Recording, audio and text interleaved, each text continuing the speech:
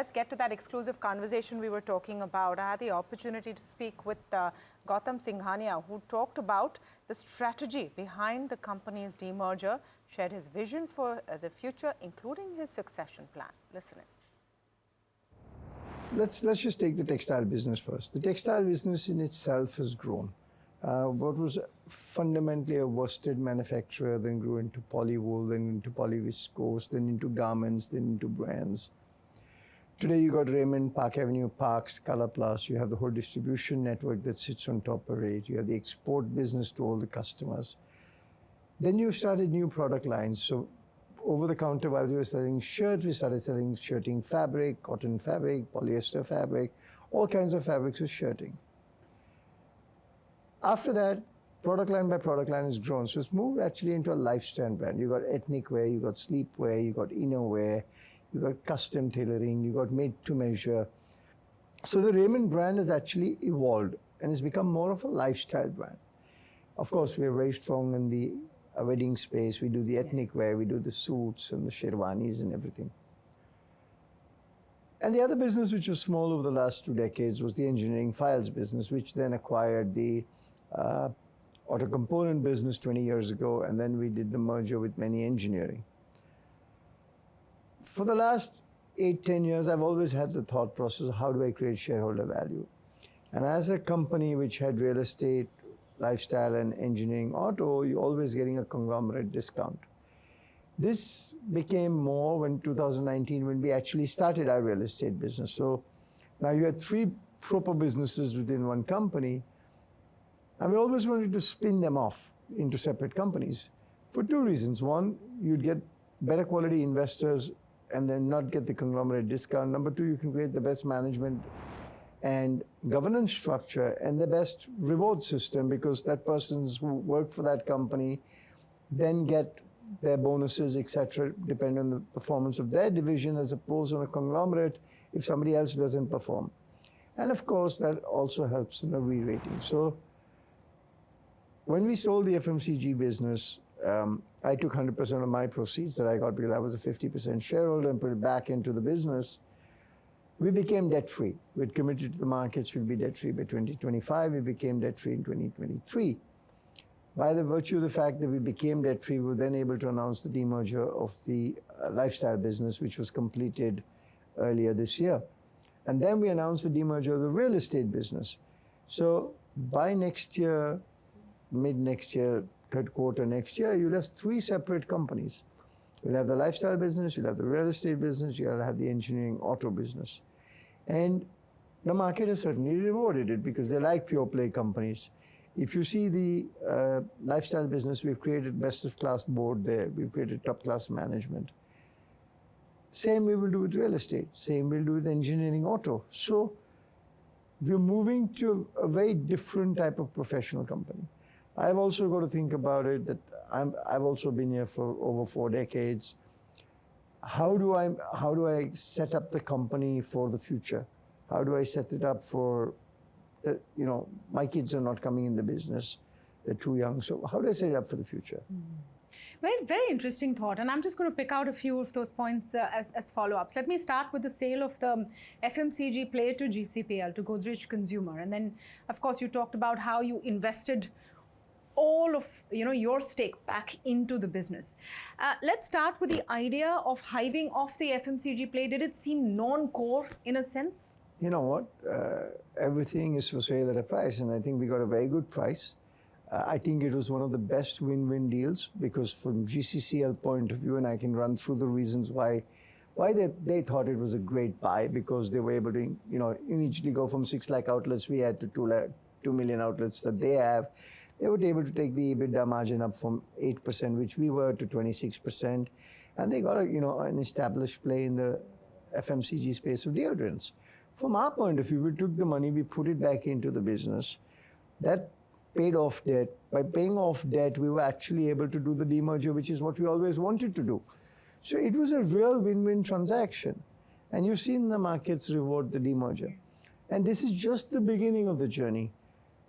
So Park Avenue, they will continue to make deodorants and advertise on it. We'll continue to make apparel and advertise on it. It'll work a win-win for both. And GCPL shareholders have certainly rewarded them. Our shareholders have rewarded us. So it was a really interesting financial transaction. You also talked about setting, the context of the demerger, which I thought was interesting from your comments, is setting it up for the next generation. For the future. For the future.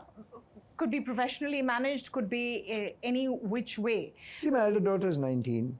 I don't know if she's going to come into the business or not, but she's certainly not going to come in for the next 5-7 years because she has to get an education, she's doing other things. We set up a professional company. She'll still be the principal shareholder. My family will be principal shareholders. At that point, if she decides, we'll see if she wants to come in. If she doesn't want to, she's still got a system and a process that will do well for its shareholders. It's not only my family who are shareholders, there's so many outside shareholders who put their faith in us. So we have to do what's best for the business, we have to do what's best for the family.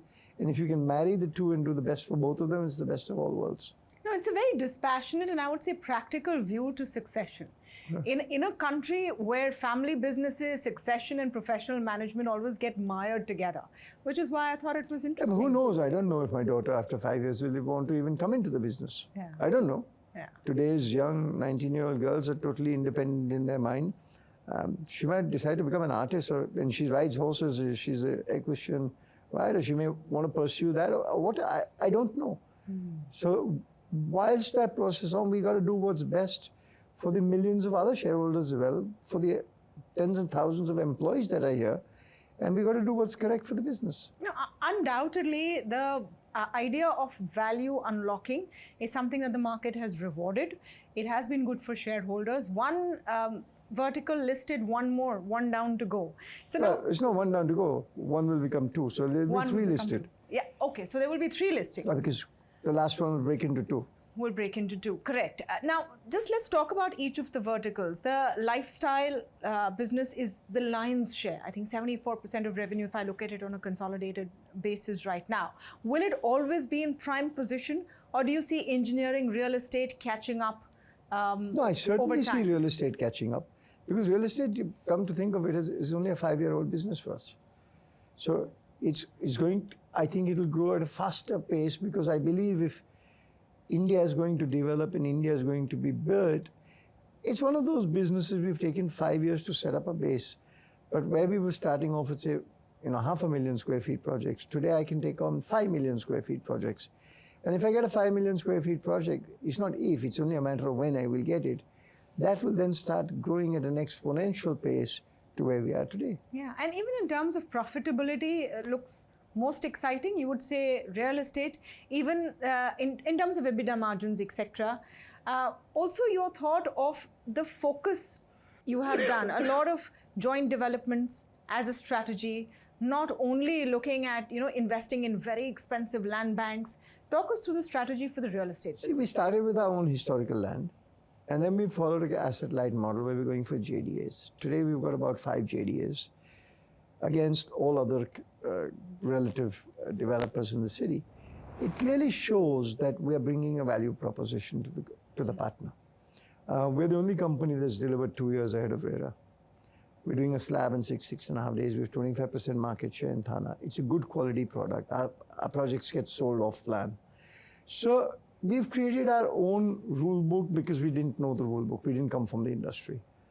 So today, in Thana, we are a preferred developer.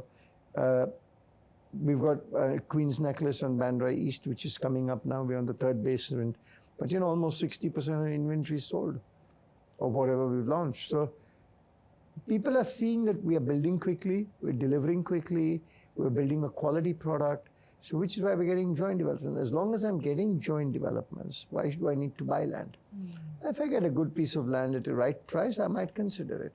But we're very strict on financial discipline and what we want to do. And that becomes a problem for a lot of people in this space, financial discipline. So in the foreseeable future, JDAs, joint development agreements, asset light and MMR is going to be the focus? Mumbai is certainly the focus. We may look at Pune if something nice comes up, but certainly only Maharashtra for the time being.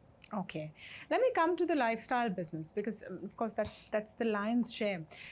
We're speaking at a time which is great for the business, usually Q3, wedding season, we're in the midst of it.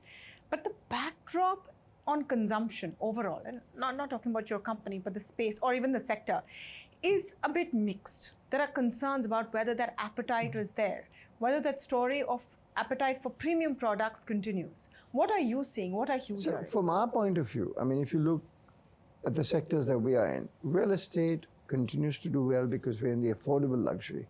We're not in the 1.5 lakh rupee, 2 lakh rupee square feet market. We've got 3 products, 10X, which is 1 and 2 BHK, address by GS, which is 2, 3, 4, and then Invictus, which is very small, which is 3, 4, 5.